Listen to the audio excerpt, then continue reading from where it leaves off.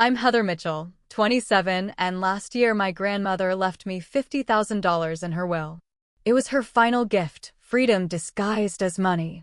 My parents, who've controlled every penny I've ever earned, demanded I surrender it to their family account. When I refused, they delivered their ultimatum: return the $50,000 or don't come home. They never expected I'd choose the latter. They'd used financial threats my whole life, expecting me to fold every time. But Grandma Eleanor had prepared me for this moment. So I gave them exactly what they asked for, a real reason to mean those words. Before I dive into my story, let me know where you're watching from. Have you ever had to make a difficult financial decision that affected your family relationships? Drop a like and subscribe to join our community of survivors and thrivers. Growing up in our colonial-style home in Brookline, just outside Boston, I learned early that money was the Mitchell family's religion. And my father, Richard, was its high priest. As a respected financial advisor at a downtown firm, he preached financial control at home with the same fervor he sold investment packages to his wealthy clients. My mother, Karen, a realtor specializing in luxury properties, served as his devoted acolyte. Together, they created a household where every dollar was tracked, every purchase scrutinized, and every financial decision required their blessing. Even my childhood lemonade stand earnings were carefully deposited into an account I couldn't access without their signature. Money management is a skill, Heather, my father would lecture while reviewing my monthly expenditures as a teenager. Without proper guidance, you'll end up like those people living paycheck to paycheck. Those people. He'd say it with such disdain, as though financial struggle was a moral failing rather than a circumstance. My mother's approach was more subtle, but equally controlling.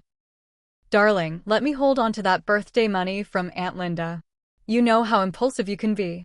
Her smile never quite reached her eyes when she'd extend her manicured hand, waiting until I surrendered whatever cash had momentarily been mine. The irony was that we weren't exceptionally wealthy. Upper middle class, certainly, but my parents lived in perpetual fear of financial ruin that never came. Perhaps that's why they clung to control so desperately. Only at Grandma Eleanor's cozy Cambridge apartment did I find relief from their suffocating financial oversight. My father's mother was their polar opposite, generous, trusting, and more interested in living fully than accumulating wealth. Money is just a tool, Heather Feather, she'd say, using my childhood nickname as she slipped me $20 with conspiratorial winks. Not a measure of your worth. In her modest living room, surrounded by books and the watercolor paintings she created in retirement, I learned that money could represent freedom rather than constraint. When I showed artistic talent in high school, Eleanor encouraged me while my parents dismissed it as an impractical hobby. Art won't pay the bills, my father declared, pushing me toward business courses instead. You need marketable skills. College admissions season brought the first major battle. I wanted to study graphic design. They insisted on business administration. Their trump card was predictable. We're paying for it, so we have the final say. I conceded, believing I had no choice. But something had shifted inside me. During freshman year at Boston University, I secretly took art electives while maintaining my business major. I found part-time graphic design jobs through campus connections, carefully hiding the income in an account my roommate Rachel helped me open. It wasn't much: logos for student organizations, posters for local bands. But each dollar I earned and spent without their knowledge felt like a tiny rebellion. Every Sunday dinner became an inquisition about my finances. How much did you spend this week? Why did you need an Uber when there's public transportation? Did you really need that new textbook? I'd present my carefully documented expenses, waiting for their approval, all while harboring my growing secret financial life. Meanwhile, Grandma Eleanor's health began declining my junior year. During hospital visits, while my parents discussed treatment costs in the hallway, she'd hold my hand and ask about my designs. I showed her my portfolio on my tablet, and her eyes lit up despite her pain. "You're finding your voice," she whispered during one visit. "Never let anyone silence it, especially not with money." I didn't understand then how prophetic those words would become, or how the seeds of resentment my parents had planted with their financial control would soon bloom into full rebellion. By senior year, the tension was unbearable. I'd built a modest client base and begun dreaming of starting my own design business after graduation. My parents had other plans: a management trainee position at my father's friend's company, a sensible apartment in their approved neighborhood, and continued financial oversight disguised as parental guidance. "We just want what's best for you," my mother would insist, while scheduling interviews I never requested and setting up meetings with financial advisors connected to my father. "Your financial foundation is our responsibility," my father would declare, making it clear that independence wasn't an option they were willing to fund. What they never understood was that every dollar they used to control me became another reason to break free. Every financial string they attached strengthened my resolve to someday cut them all. I just didn't know how or when I'd find the courage to do it. Grandma Eleanor knew, though. Somehow, she always knew. The call came during a Wednesday afternoon design class in my final semester. My mother's voice was tight, controlled. "Grandma Eleanor has taken a turn. The doctors don't think she'll recover this time. You should come to the hospital." I arrived to find my grandmother's usually vibrant face ashen against the stark white pillows, the hospital's fluorescent lights highlighting every line on her beloved face. When she saw me, she gestured weakly for me to come closer. "No tears now," she whispered, though I couldn't stop them. "I've had a wonderful life, Heather Feather." My parents stood at the foot of the bed, my father checking his watch every few minutes, my mother already making calls to family members. In those final days, they managed Eleanor's death like they managed everything, efficiently, practically, with all emotions carefully controlled. But during a rare moment alone with my grandmother, when my parents stepped out to consult with doctors, Eleanor gripped my hand with surprising strength. "Listen carefully," she said, her voice barely audible. "You have your own path. Don't let fear keep you on theirs. Promise me you'll find your courage when the moment comes." I promised, not fully understanding what moment she meant. 2 days later, she was gone. The funeral was a Mitchell family production, tasteful, restrained, and more concerned with appearances than actual grief. My father delivered a eulogy that described a woman I barely recognized, praising Eleanor's financial prudence and sensible lifestyle choices rather than her creativity, generosity, and independent spirit. I sat in the front pew, clutching a small sketchbook Eleanor had given me, feeling like the only person who truly knew her.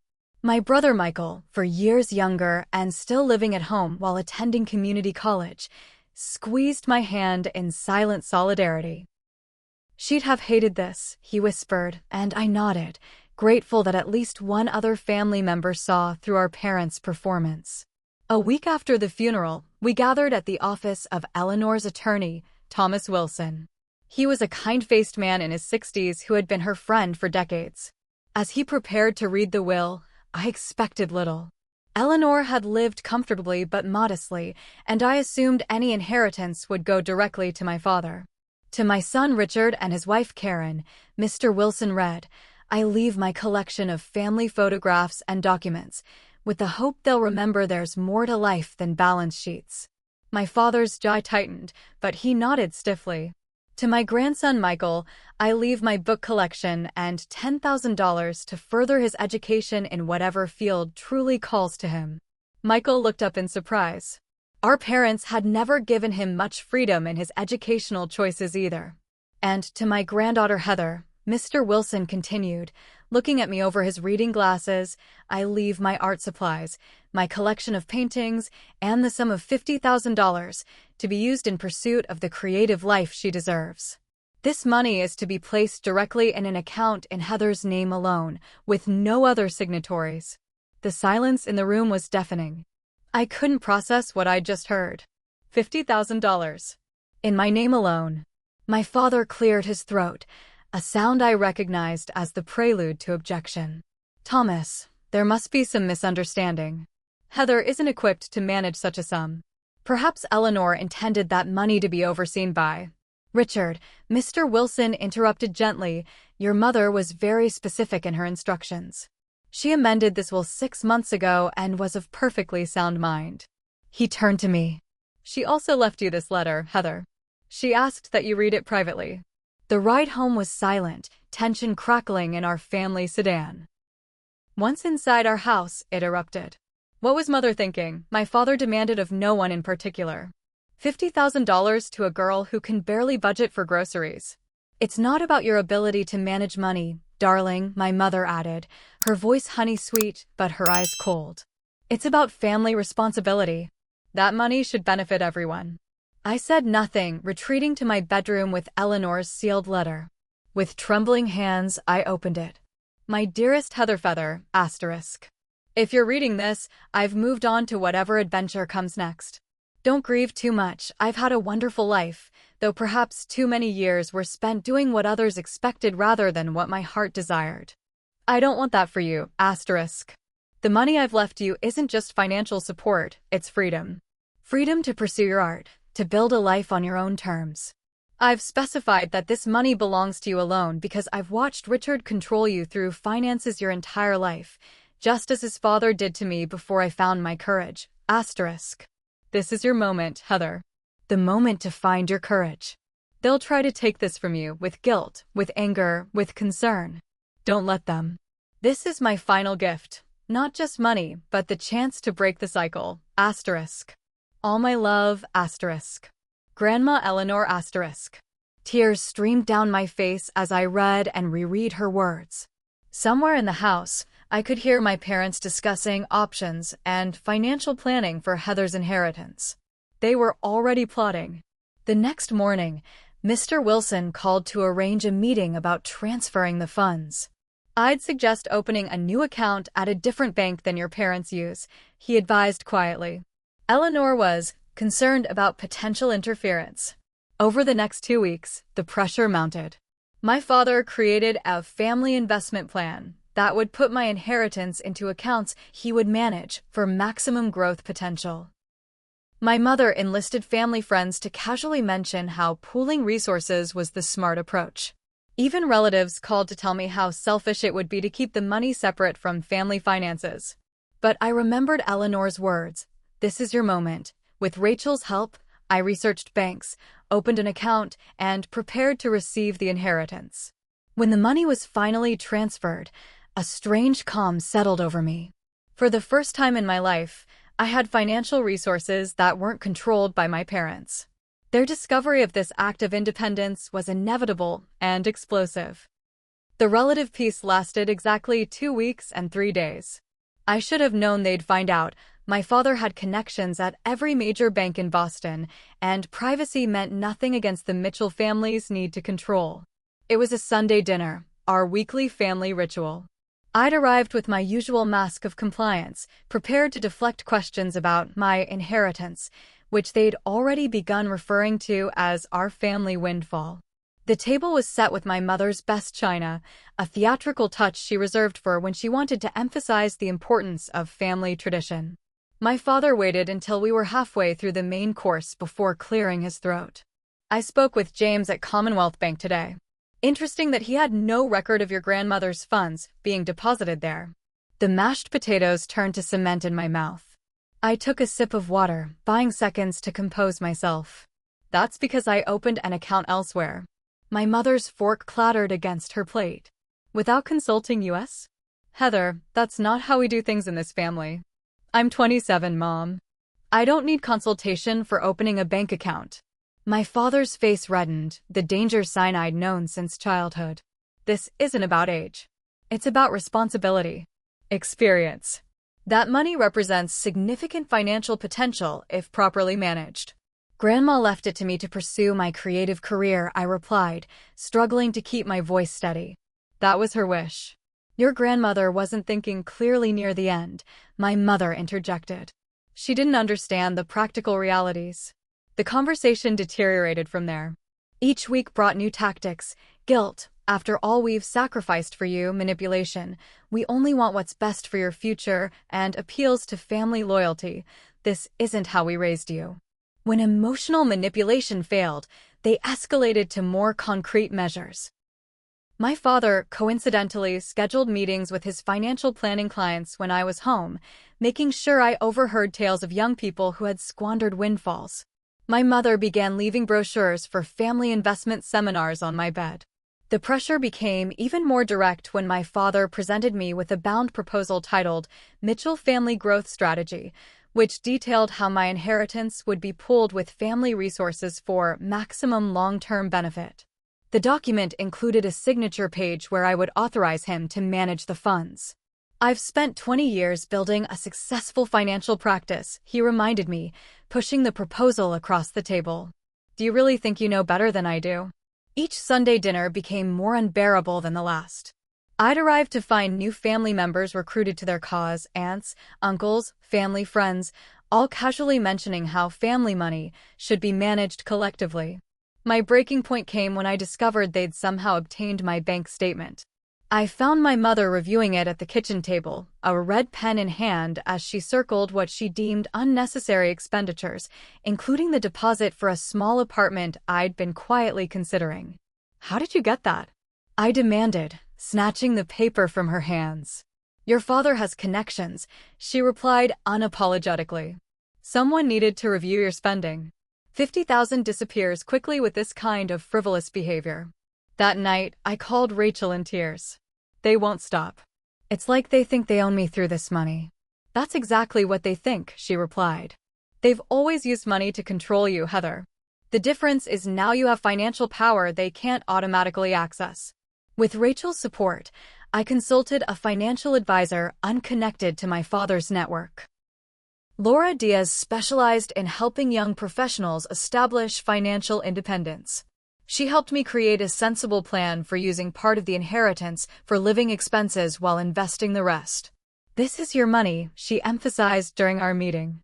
"Not a family community chest. Eleanor clearly wanted you to use it as a foundation for independence." Armed with this plan, I attempted one more rational conversation with my parents, hoping they might finally respect my autonomy. It was a catastrophic miscalculation. I arrived at their house with printouts of my financial plan, prepared to show them I was being responsible. My father barely glanced at the documents before pushing them aside. "This is amateur planning at best," he dismissed. "And going behind our backs to some random advisor shows exactly why you're not ready for this responsibility." "Dad, I'm trying to be smart about this money while honoring Grandma's wishes." "Your grandmother's wishes," my mother interjected, "wouldn't have been for you to reject family guidance." "This isn't about rejection," I tried explaining. "It's about independence. I'm an adult. An adult who's lived under our roof, with our support," my father countered. "If you were truly independent, you wouldn't be here now." The argument escalated until my father finally slammed his hand on the table, silencing the room. "Enough. This defiance has gone on long enough. You have a choice to make, Heather. Either you transfer that money into the family account where I can properly manage it, or you don't come back to this house." My mother gasped, whether in genuine shock or theatrical support, I couldn't tell. "Richard," she said softly, touching his arm. "Surely there's a compromise." "No," he interrupted, his eyes fixed on mine. "No more compromises. Return the $50,000 or don't come home. It's that simple." They'd issued ultimatums before, threats designed to force compliance. But never with this level of finality. In their eyes, I saw they expected me to cave, as I always had before. They were using the most powerful weapon they had, my fear of being cut off from family, certain it would work again. I stood up slowly, gathering my purse and the financial plan they'd dismissed. "I'll get my essential things now," I said quietly. For a moment, confusion crossed their faces. They hadn't expected this response. "Heather, don't be dramatic," my mother said. "Your father is just concerned about." "I'm not being dramatic," I interrupted, surprising even myself with my calm tone. "I'm making the choice you've given me. I choose the path Grandma Eleanor wanted for me." I walked upstairs to my childhood bedroom and filled a suitcase with necessities, tears streaming down my face, but a strange sense of clarity emerging through the pain. When I came downstairs, they were still sitting at the dining table, apparently stunned that their ultimate control tactic had failed. "You're making a terrible mistake," my father said as I headed for the door. "When you realize that, we'll discuss reasonable terms for coming home." I paused at the threshold. "You've always used money to control me. Now you're using family." I won't let you use either anymore. And with those words, I walked out into the cool evening air, terrified but somehow breathing more freely than I had in years. Rachel's apartment became my temporary sanctuary, a small second bedroom in her Jamaica plain duplex that barely fit a twin mattress and my suitcase. She refused to accept rent for the first month, insisting this was what friends were for, but the situation still left me sleepless most nights. What have I done? I whispered to her on the third night, curled up on her couch after another bout of tears. I've thrown away my family over money. Rachel sat beside me, wrapping a blanket around my shoulders. No, Heather. They threw away their daughter over money. There's a difference. Still, doubt crept in during those dark hours between midnight and dawn. Had I overreacted? Was family harmony worth more than financial independence? Should I apologize, return the money, and restore peace? My phone became both temptation and torment.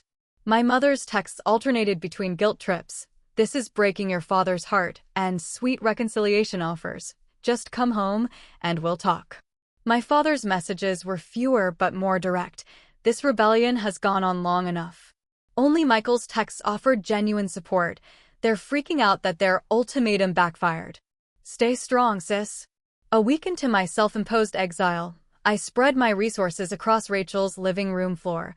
Bank statements showing the $50,000 inheritance, my meager savings from secret design jobs, and the financial plan Laura had helped create. Beside these, I placed Grandma Eleanor's letter. What would she want me to do? I asked Rachel, who sat cross-legged beside me. She literally told you, Rachel replied, pointing to the letter. This is your moment. She knew exactly what would happen. That night, I couldn't sleep again, but this time it wasn't just anxiety keeping me awake. I opened my laptop and began researching apartment rentals in neighborhoods my parents would never visit, areas they'd dismiss as unsuitable, but that were actually vibrant, diverse communities with affordable options. By morning, I had scheduled viewings for 3 small studios. By afternoon, I'd applied for 2 graphic design positions at firms far from my father's professional network. The simple act of making decisions without seeking approval felt terrifying and exhilarating in equal measure. Michael called that evening with a warning. "They've contacted family friends asking if they've heard from you. Dad's talking about financial intervention, whatever that means. They're not backing down, Heather." "Neither am I," I replied, surprising myself with the conviction in my voice. I reread Eleanor's letter that night, focusing on one line. "I've watched Richard control you through finances your entire life, just as his father did to me before I found my courage." She had broken free from this same cycle. She had found her courage. Now it was my turn. The next day, I met with Laura again to refine my financial plan. If I used $10,000 for startup costs, first month's rent, security deposit, basic furniture, how long could the remaining money sustain me while I find solid work? Laura ran the numbers. Living frugally, about a year. But that's not ideal, it leaves you no safety net. What if I withdraw from my final semester of the MBA program my parents insisted on? I asked. I could use my existing design portfolio to find work immediately. Laura looked surprised. That's a significant decision. The MBA could open doors. Doors to places I don't want to go, I replied. I've been pursuing it to please them, not because it aligns with my goals. We worked together to create a more detailed budget, reasonable rent in an outlying neighborhood, bare necessities for furnishing an apartment, 3 months of living expenses as buffer while I secured work, and the remainder invested conservatively for emergencies. This is doable, Laura concluded. Not comfortable, but doable. Your grandmother gave you a foundation, not a lifetime subsidy. The plan felt right, responsible, but true to my goals. Eleanor hadn't intended the money to support me indefinitely. She'd meant it as a bridge to independence. That evening, my parents escalated their campaign. My father appeared unannounced at Rachel's apartment building, insisting the doorman call up to her unit. Your parents are worried sick, he said when I reluctantly came down to the lobby. This rebellion has gone far enough. Come home, return the money to the family account, and we'll forget this happened. His words revealed everything. It wasn't concern for me driving his actions, but concern for control of the money. Even now, he couldn't see that his ultimatum had forced a decision that was transforming me. "I'm not coming home," I said quietly. "You told me to choose, and I have." His face reddened. "We didn't think you'd actually leave." I finished for him. "That was your miscalculation. You gave me an ultimatum expecting me to surrender, but instead, you gave me permission to go." "Heather, be reasonable," he pleaded, changing tactics. "Family is more important than money." "That's exactly my point, Dad. If family were more important than money to you, we wouldn't be having this conversation." As he left, visibly frustrated that his authority had failed to sway me, I felt a strange sense of calm replace my anxiety. My parents had issued their ultimatum expecting submission. Instead, I was giving them a reason to mean it. That night, I called the university and officially withdrew from my MBA program. The administrative officer sounded concerned. "Your tuition for this semester has already been paid by your parents." "I understand," I replied. "Please process the withdrawal anyway." Then I signed a lease on a small studio apartment in Somerville, in a converted industrial building populated by artists, graduate students, and young professionals. It wasn't the sleek downtown condo my parents had always envisioned for me, but as I stood in the empty space, watching sunlight stream through the large windows, I felt something I hadn't experienced in years: possibility. Michael helped me move my remaining belongings from our parents' house when they were out, leaving behind anything they had purchased. "They're in shock," he reported as we loaded his car. "They never thought you'd actually leave. Mom keeps saying you'll come to your senses, and Dad's telling everyone this is just a phase." "It's not a phase," I said, closing the trunk on 27 years of belongings that fit into 2 suitcases and 3 boxes. "It's the rest of my life." Moving day was both liberation and heartbreak. Rachel and Michael helped carry my meager belongings up 3 flights of stairs to my new apartment, an industrial conversion with concrete floors, exposed brick walls, and windows that rattled when trains passed on nearby tracks. "It has character," Rachel offered, setting down a box of kitchen supplies in the empty space. "It has freedom," I corrected her, running my hand along the wall. "That's worth more than granite countertops." My studio contained exactly 0 pieces of furniture that first night. I slept on an air mattress borrowed from Rachel, using my coat as a blanket, and woke with a crick in my neck and a sense of terror. What had I done? The morning light revealed every flaw in my new home: water stains on the ceiling, chipped paint on the windowsills, a bathroom faucet that wouldn't stop dripping. My phone buzzed with a text from my mother. "Your father spoke with Dean Phillips. We know you've withdrawn from the MBA program. This self-destructive behavior needs to stop." I turned off my phone and got to work. First priority: making this space livable on a tight budget. I spent the day at thrift stores and discount furniture outlets, stretching my dollars as far as they would go. By evening, I had the basics: a futon that doubled as a couch, a small desk for my design work, a wobbly dining table with 2 mismatched chairs, and a floor lamp that flickered occasionally. It wasn't the carefully coordinated decor of my parents' home, but every piece was mine, chosen with my money, arranged according to my taste. The true reality of independence hit during my first week alone. Small challenges became monumental. The internet installation got delayed, leaving me without connectivity for job applications. My building's shared laundry machines required quarters I hadn't thought to stock. The grocery store's prices were higher than I'd budgeted. Each obstacle triggered the same thought: I could end this struggle with one phone call home, one admission that they had been right, one surrender of the independence that was proving far harder than I'd anticipated. Instead, I called Laura for financial guidance and Rachel for emotional support. I made lists, adjusted budgets, and learned to prioritize necessities over comforts. The job search proved even more humbling. My first interview at a boutique design agency ended with painful clarity: your portfolio shows talent, but you lack agency experience. We need someone who can hit the ground running. I left with my carefully printed resume folded in my bag, fighting tears on the subway ride home. That night, I sent out 12 more applications, expanding my search to include administrative positions at creative companies, anything to get a foot in the door. My parents' attempts to regain control shifted from demands to concern. They appeared unannounced at my apartment building the following weekend, buzzed every unit until someone let them in, and knocked on my door while I was working on freelance projects. "We're worried about you," my mother said, her eyes widening as she took in my sparse apartment. "This place isn't safe, Heather." "The neighborhood alone is perfectly fine," I interrupted. "I'm fine." My father surveyed my secondhand furniture with thinly veiled disgust. "This is what throwing away family support looks like? You could be living comfortably, finishing your degree, instead of this." "I am finishing a degree," I replied. "I've enrolled in a graphic design certificate program. Part-time while I work." The news visibly shocked him. "With what money?" "My money. My choices. My life." They left after extracting a promise that I'd at least answer their calls, a concession that seemed small compared to maintaining my independence.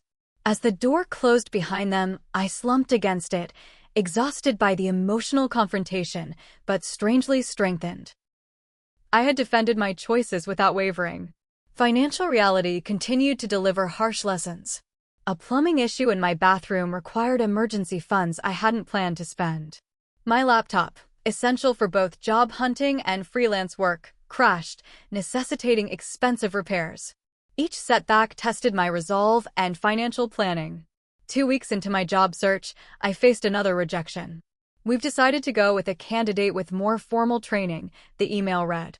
I closed my laptop, fighting despair, and wondered if my parents had been right.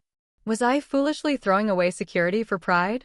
That evening, I received an unexpected call from Thomas Wilson, Eleanor's attorney. "I hope I'm not overstepping," he began, "but your grandmother asked me to check on you after a few months. She suspected difficulties might arise." I found myself telling him everything: the ultimatum, my departure, the struggle to find work. To my surprise, he chuckled softly. "Eleanor would be enormously proud," he said. "She faced similar opposition when she decided to pursue art after your grandfather passed. Richard never forgave her for choosing independence over his notion of family duty." "I didn't know that," I admitted. "Richard doesn't speak of it. But Eleanor wanted you to know you're not alone in this journey. She walked it first." That conversation renewed my determination. The next morning, I revamped my portfolio website, focusing on showcasing my strongest work rather than trying to appear corporate-friendly. I reached out to former clients from my secret freelancing days, offering discounted rates to build my professional references. 3 days later, I received a call from Matrix Creative, a small marketing firm I'd interviewed with previously. "We have a junior position opening up," the creative director explained. "It's entry-level, but your portfolio shows promise. Are you interested in coming back to discuss it?" The salary they offered was lower than I'd hoped, but it covered my basic expenses with careful budgeting. More importantly, it provided healthcare benefits and the opportunity to build professional experience in my chosen field. "When can you start?" the director asked after we'd negotiated terms. Immediately, I replied, relief washing over me. That night, I celebrated my first real job with Rachel and Michael, sharing inexpensive wine in plastic cups in my still sparse apartment. To Heather, Rachel toasted, who gave her parents a reason to mean their ultimatum. To independence, Michael added, "May I find mine soon too." I raised my cup to them both, then toward the small framed photo of Eleanor I'd placed on my desk. To moments of courage, I said softly. My first day at Matrix Creative arrived with both excitement and terror. I stood before my closet, realizing I owned exactly 0 professional outfits that I'd purchased myself. Everything suitable had been chosen by my mother, or bought with their money, items I'd purposely left behind.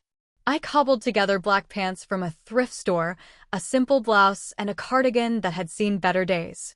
As I examined myself in the bathroom mirror, I heard my mother's voice in my head. "Appearance is everything in professional settings, Heather." But I pushed it aside and focused on what really mattered, my skills, not my wardrobe. Matrix Creative occupied the 3rd floor of a converted warehouse in Cambridge, with open workspaces, exposed ductwork, and walls covered in current projects. My desk was a table in a corner, shared with another junior designer named Marcus. First agency job, he asked as I arranged my meager supplies. I nodded, fighting imposter syndrome. That obvious. We all start somewhere, he shrugged. I was an accounting major before I jumped ship. Parents still haven't forgiven me. He grinned. Worth it, though. That simple exchange. Finding someone else who had chosen their own path against family expectations was the first sign I might actually belong here. The learning curve proved steep. Agency work moved at a pace I wasn't accustomed to, with tight deadlines, demanding clients, and constant feedback. My first solo project, a brochure for a local nonprofit, came back covered in my supervisor's corrections. Your technical skills are good, Sophia, the creative director explained, but you're designing like someone who's never had to justify creative choices to a client. That's the real skill. I stayed late that night reworking the brochure, determined to prove myself. When I finally left at 9 p.m., exhausted but satisfied with the improvements, I realized I'd made it through an entire day without once thinking about my parents' approval. My tiny apartment gradually transformed from an empty space to a home. Each paycheck allowed small improvements, curtains to replace the bedsheet I'd hung over the window, a proper set of dishes instead of paper plates, a comfortable reading chair found on a neighborhood free stuff group. Rachel visited regularly, always bringing something to christen the new place: plants, candles, a framed print for my bare walls. It's really coming together, she observed one evening, 3 months after I'd moved in. Still a far cry from Brookline, I noted, thinking of my parents' immaculate home. But it's yours, she countered. Everything here you chose. There's power in that. She was right. Even with its flaws, the radiator that clanked all night in winter, the neighbors who practiced saxophone at odd hours, this space represented freedom that my old life never offered. My parents' attempts to regain control evolved as they realized I wasn't coming back on their terms. The angry calls became less frequent, replaced by carefully orchestrated casual encounters. My mother would happen to be shopping near my office and suggest lunch. My father would send articles about financial planning for young professionals with notes about being available to consult. Each interaction required establishing and defending boundaries, a skill I was developing alongside my professional abilities. I've been thinking, my mother ventured during one such lunch, that apartment of yours is really just temporary, isn't it? Until you come to your senses about the inheritance. My apartment is my home, I replied calmly, and the inheritance was Grandma's gift to me, not a bargaining chip for family approval. She sighed dramatically. Your father and I only want control, I finished for her. You want control, not what's best for me. She left shortly after, clearly disappointed that her mission had failed. Each such encounter strengthened my resolve rather than weakening it. At work, my persistence began paying off. 6 months into my position, Sophia assigned me as lead designer for a small but important client. They're a tech startup with actual funding, she explained. Make us look good, and there's a raise in it for you. I threw myself into the project, working evenings and weekends to develop a brand identity that balanced the client's technical focus with accessibility for their target market. When I presented the concepts, the client's CEO actually applauded. This is exactly what we've been trying to articulate, he said. You really understood our vision. Sophia kept her promise. The raise wasn't substantial, but combined with growing freelance side projects, my financial situation stabilized enough to begin rebuilding my emergency fund after the early setbacks. The holidays loomed as my first significant test. Thanksgiving had always been a major Mitchell family event, with relatives traveling from across New England to my parents' house. My mother called in early November with an olive branch of sorts. We expect you for Thanksgiving dinner, she said, her tone making it clear this wasn't quite an invitation. Family will be asking about you. I have plans, I replied, having already arranged a friend-giving with Rachel and coworkers. What could possibly be more important than family holiday traditions? Building new traditions that don't come with conditions, I answered. My first holiday season away from family was both painful and liberating. I missed the familiar rituals and connections with extended family, but the absence of tension and judgment made the season genuinely joyful for the first time in years. Michael visited secretly on Christmas Eve, bringing a small gift and news from home. They had your photo removed from the family wall, he reported, looking troubled. Dad says it stays down until you rejoin the family properly. The news stung more than I expected. That's their choice, I said, fighting tears. It's messed up, Michael insisted. But I want you to know I'm proud of you, Heather. You're doing what I've been afraid to do. His visit was the best gift I could have received, confirmation that at least one family bond remained unbroken by my choice for independence. As winter turned to spring, my professional confidence grew alongside my personal independence. Matrix Creative gave me increasingly important assignments, and my freelance client base expanded through referrals. I opened a separate business account for Heather Mitchell Design, feeling a thrill when the first checks arrived made out to my business name. My apartment evolved with my circumstances, each improvement reflecting growing financial security and personal taste. I painted the living area a warm terracotta that would have horrified my mother's preference for resale-friendly neutrals. I hung artwork from local artists I'd met through work, creating a space that reflected my aesthetic rather than property values. One crisp April morning, I checked my bank account to find I'd reached a milestone. My savings now matched what I'd initially spent from the inheritance. I'd replaced what I'd used and was building true financial independence through my own efforts. That same week, I was promoted to full designer at Matrix with another salary increase. During the team celebration after work, Sophia pulled me aside. When you started, I wasn't sure you'd last, she admitted. You had talent but seemed, I don't know, tentative? Like you were waiting for permission to have ideas. I smiled, recognizing the truth in her assessment. I spent most of my life seeking approval before making decisions. It's been a learning process. Well, you've found your voice, she replied, both creatively and otherwise. That night, I added another framed photo beside Eleanor's on my desk, a team picture from Matrix, with me holding up a mock award for the client project that had earned my promotion. Together, the photos represented my journey, Eleanor who had shown me the possibility of independence, and my new community who had helped me achieve it. For the first time since leaving my parents' house, I felt not just free but truly secure in my new life. I was building something sustainable, a career, a home, relationships, all on my own terms. And with each passing month, the power of my parents' ultimatum diminished. They had demanded I return the money or not come home, expecting to force compliance through fear of loss. Instead, they had inadvertently pushed me toward the independence I might otherwise have been too afraid to choose. Eleanor had been right. This had been my moment to find courage, and I had. Nearly a year after my departure from my parents' house, my mother called with an unexpected proposal. Your father and I would like to meet for coffee, she said, her voice carefully neutral. Somewhere neutral. Just to talk. The request came after months of decreased contact. Following the failed holiday reconciliation attempts, they had gradually stopped calling as frequently. My father's occasional emails had evolved from demands to awkward updates about family matters, as though we were distant relatives rather than estranged parent and child. Just coffee? I asked, suspicion immediately rising. We miss you, she replied, sounding genuinely sad. We've had time to reflect. I agreed to meet at a cafe halfway between my apartment and their home, neutral territory indeed.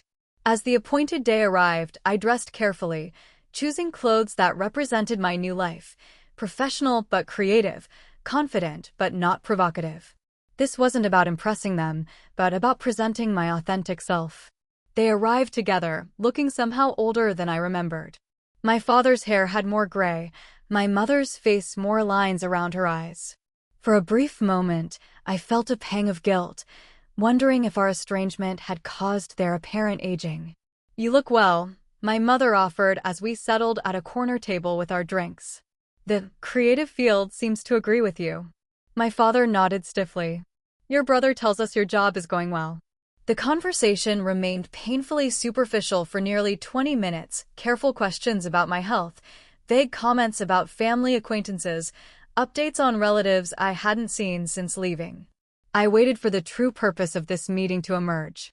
Finally, my father set down his coffee cup with deliberate precision. We've been thinking about our reaction to your inheritance decisions. Our family has always approached finances collectively, my mother added quickly. It was shocking when you rejected that tradition. I took a slow breath before responding. I didn't reject family tradition. I asserted my right to manage my own finances as an adult. There's a difference. My father leaned forward. The point is, perhaps we overreacted. What your father is trying to say, my mother interjected with a smile that didn't quite reach her eyes, is that we'd like to put this unfortunate situation behind us. Family is more important than money, after all. There it was, the olive branch extended, but still on their terms. Still framing my choice as an unfortunate situation rather than a legitimate step toward independence. We're prepared to welcome you back, my father continued, his tone suggesting magnanimity. No more discussion about the inheritance. What's done is done. We can move forward together now. I stirred my coffee, considering their offer. On the surface, it seemed generous, forgiveness, without financial surrender. But something in his phrasing troubled me. What exactly does welcome me back mean? I asked carefully. My father glanced at my mother before responding. You could move home while looking for a more suitable apartment. In a better neighborhood. We could help with that.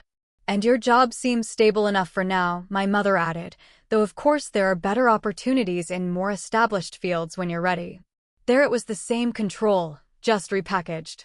Moving home would put me back under their influence. Their help finding an apartment would mean their approval of location and cost. Their assessment of my career as stable enough for now revealed they still saw my choices as temporary detours. I set down my cup and looked directly at both of them. I appreciate that you want to reconcile. I do too. But I need to be clear, I'm not coming home. I have a home. I'm not seeking a different apartment or career path. I'm building the life I choose. My father's expression hardened. After everything we've done for you. Richard, my mother cautioned, placing a hand on his arm. We agreed to be understanding. I am being understanding, he insisted. I'm offering to forgive this rebellion and help her get back on track. That's more than generous. That's exactly the problem, I said quietly. You still see my independence as something to forgive rather than respect. You're still framing my life choices as a rebellion rather than legitimate decisions. My mother's smile became strained. Darling, we're trying to meet you halfway. No, I replied, you're trying to find a new way to bring me back under your influence. You're offering conditional acceptance. I'm accepted as long as I eventually conform to your expectations. My father's face reddened. After all this time, you're still being stubborn about this? We're offering reconciliation. You're offering tolerance of my choices until you can change them, I corrected him. That's not reconciliation. That's a temporary ceasefire. The conversation deteriorated from there. My father's frustration mounted as his authority failed to sway me yet again. My mother alternated between peacekeeping and guilt-inducing comments about family loyalty. Finally, I raised a hand to pause their escalating arguments. I want a relationship with you both. I miss being part of a family. But it has to be a relationship between adults who respect each other's autonomy, not one where I'm treated like a wayward child who needs guidance back to the correct path. What exactly does that mean? My father demanded. It means accepting that I make my own financial decisions without your input or approval. It means respecting my career choice as permanent, not temporary. It means visiting my apartment without criticizing it, meeting my friends without judging them, and discussing my life without trying to redirect it. The silence that followed was heavy with decades of established patterns being challenged. I don't know if we can do that, my mother finally admitted, her voice small. Then we're at an impasse, I replied softly. Because I can't go back to being who I was before. My father studied me with an expression I couldn't quite read, frustration mixed with something that might have been grudging respect. Your grandmother would be pleased, he said unexpectedly. She was just as stubborn about her independence. For the first time in our conversation, I detected a note of genuine acceptance rather than tactical retreat. Thank you for saying that, I responded. She wanted me to find my own path, just as she found hers. At what cost, though? My mother asked sadly. Family harmony? Traditions? Security? Those things don't have to be sacrificed, I said. They just need to be redefined. Family harmony doesn't mean everyone follows one person's plan. Tradition can evolve. Security comes in many forms. As our meeting concluded without the reconciliation they'd hoped for, I realized something important. I was grateful for their ultimatum.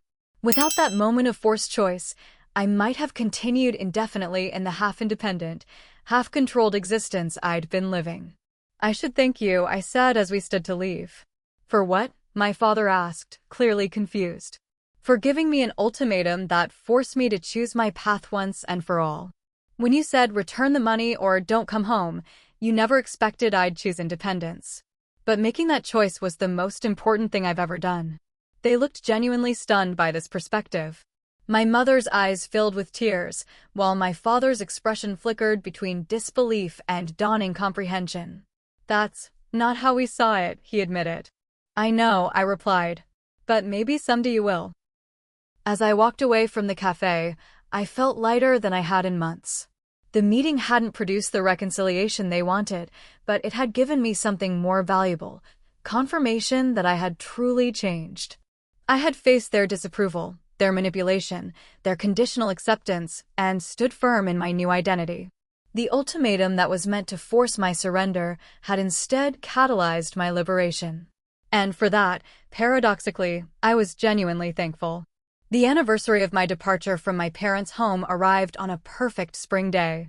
I stood in my apartment, still small, still in the unsuitable neighborhood, but now unmistakably mine in every sense, and marveled at how much had changed in 2 years.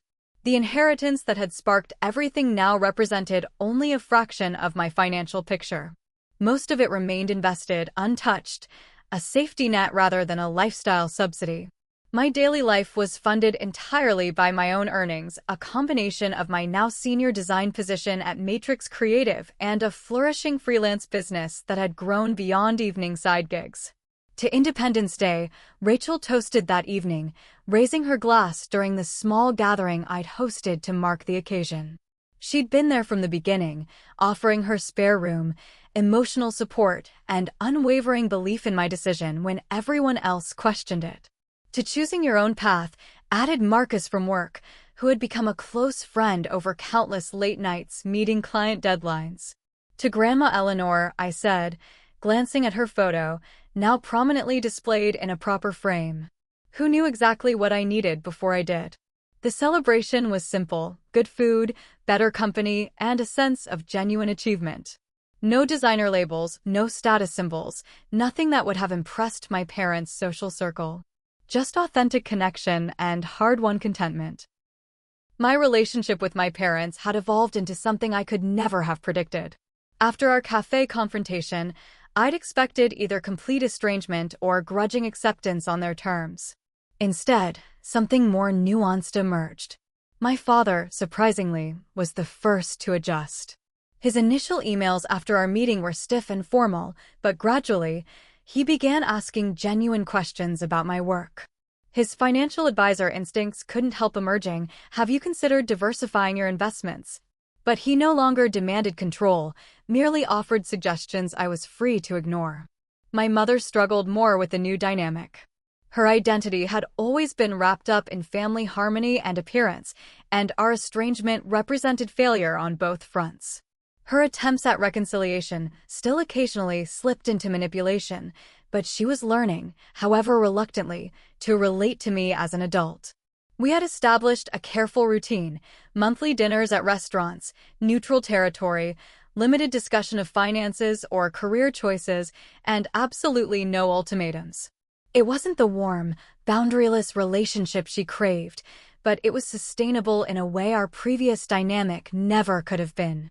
Michael had perhaps benefited most from my stand for independence. Watching my journey had emboldened him to make his own choices, transferring from business courses to pursue education as his true calling. Our parents' reaction had been muted compared to their response to my rebellion. Perhaps they'd learned something after all. "They actually listen to me now," he'd reported during his last visit. "They don't agree with everything, but they're trying not to control every decision." Your escape paved the way. That might have been the most meaningful outcome of all, breaking the cycle not just for myself, but potentially for generations to come. Financial independence had taught me lessons no business degree ever could. I'd learned to distinguish between wants and needs, to find creative solutions to practical problems, and to value security over appearance. Most importantly, I discovered that money was indeed a tool, as Eleanor had always said, not a measurement of worth or a mechanism of control. Some of the inheritance remained untouched in investments, my true emergency fund. Some had funded education that actually aligned with my goals. And yes, some had been spent on necessities during those first difficult months. But I'd honored Eleanor's intention by using it as a foundation for freedom rather than another golden cage. The remaining family tensions hadn't disappeared entirely, and perhaps never would. Holiday gatherings still carried undercurrents of what might have been. Family friends still occasionally made awkward comments about my temporary career in design. My mother still couldn't resist pointing out apartments in better neighborhoods when they appeared in her real estate listings. But beneath these surface frictions, a fundamental shift had occurred. I was no longer seeking approval for my choices. I was making them independently and accepting the consequences, both positive and negative. That transformation from dependent to self-determining adult was Eleanor's true gift, worth far more than $50,000. As my celebration wound down and friends departed, I found myself alone in my apartment, looking at the city lights through the windows that had once seemed so inadequate compared to my parents' home. Now they framed a view that represented possibility rather than limitation. The ultimatum that had seemed so devastating, return the $50,000 or don't come home, had ultimately been the most valuable gift my parents ever gave me, though they had never intended it as such. They had meant it as the ultimate leverage to force compliance. Instead, it became the catalyst for genuine independence. Sometimes, I realized, the greatest act of love is not holding on but letting go, even when that release comes from unexpected and initially painful circumstances. Eleanor had known this wisdom. Now I did too. I picked up my phone and composed a text to my parents, thinking of you tonight with gratitude. Our path hasn't been easy, but I'm thankful for where it's led. Family takes many forms. I'm glad we're finding ours. It wasn't perfect reconciliation. It wasn't complete forgiveness on either side. But it was authentic, a relationship based on reality rather than control and compliance. And that, perhaps, was the most valuable inheritance of all. So what about you? Have you ever had to choose between financial security and personal freedom? Did an ultimatum ever lead you somewhere unexpectedly positive? I'd love to hear your stories in the comments below. And if this journey resonated with you, please like, subscribe, and share with someone who might need to hear that sometimes the hardest choices lead to the greatest growth. Thank you for being part of this community where we can share our truths without judgment, just as Eleanor would have wanted.